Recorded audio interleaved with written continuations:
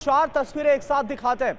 ये धमाका थाने में हुआ और धमाके का सीसीटीवी फुटेज भी सामने आया है। ये चार तस्वीरें आप देख पा रहे हैं। 27 लोग घायल हुए इस धमाके में। उन सभी को नजदीकी अस्पताल में एडमिट किया गया। सुरक्षा बलों ने तुरंत ही इस इलाके को कॉर्डन किया है और जो नुकसान हुआ है, जिस तरह से आग लगी हुई थाने में इमारत में नजर आ रही है, तुरंत उस पर काबू पाने की कोशिश भी की गई।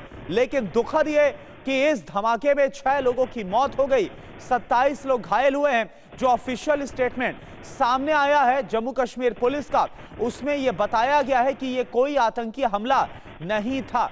महराज इस वक्त हमारे साथ जुड़े हुए पूरी जानकारी के साथ।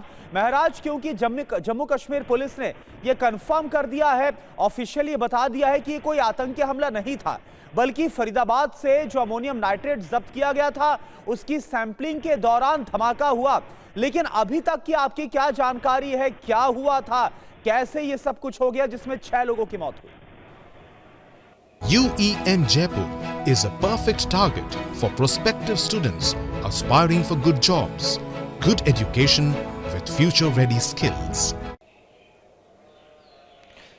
बिल्कुल करुणा, बता दें आपको कि जम्मू कश्मीर पुलिस जो है, क्योंकि फरीदाबाद में जो अमोनियम नाइट्रेट पकड़ा गया था, या कह सकते हैं कि आईईडी मेकिंग मटेरियल जिसको पुलिस ने कहा था, कहीं ना कहीं उसकी जांच के दौरान ये एक बड़ा हादसा हुआ है। अभी तक ऐसा जो है पुलिस द्वारा भी कहा जा रहा है और जो बाकी सोर्सेज है उनके द्वारा भी यही जो है कहा जा रहा है कि ये एक एक्सीडेंटल ब्लास्ट था। लेकिन अभी जो है पुलिस बाकी सब चीज़ें भी खंगाल रही है और कोशिश की जा रही है कि जो पूरा एरिया पहले इसको जो है सुरक्षित किया जाए, क्योंकि अगर हम कहें कि एक पोर्शन में जो कि फरीदाबाद में 2900 केजी जो एमोनियम नाइट्रेट और आईडी मेकिंग मटेरियल बरामद किया गया था, उसके एक हिस्से में कहा जा सकता है विस्फोट हुआ है।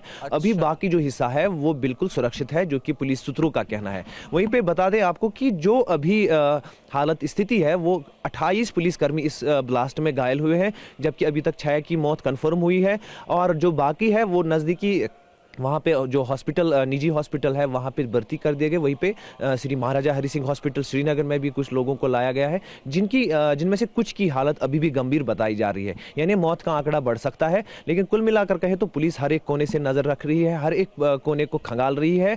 लेकिन पुलिस का अभी तक इसी बात पर ज़्यादा जोर है कि ये एक एक्सीडेंटल ब्लास्ट था और वो कोशिश कर रहे हैं कि पहले सिविलियन जो आसपास रहते हैं उनको सुरक्षित किया जाए। जिस तरह से आपने बताया कि अभी जो 2900 किलोग्राम जो विस्फोटक जब्त किया गया था मुजम्मिल के ठिकाने से फरीदाबाद से, उसका जो एक हिस्सा है उसमें धमाका हुआ और इसके बाद इतना बड़ा धमाका, तस्वीरें हम देख पा रहे हैं कितना बड़ा नुकसान हुआ। 6 लोगों की मौत हो गई, 28 पुलिसकर्मी इसमें घायल हुए। यानी कि जो बाकी का वहां पर जो विस्फोटक रखा हुआ है, अमोनियम नाइट्रेट रखा हुआ है, अब उसको सही तरीके से रखना या फिर डिस्पोज करना, यह भी एक बहुत बड़ा चैलेंज होगा।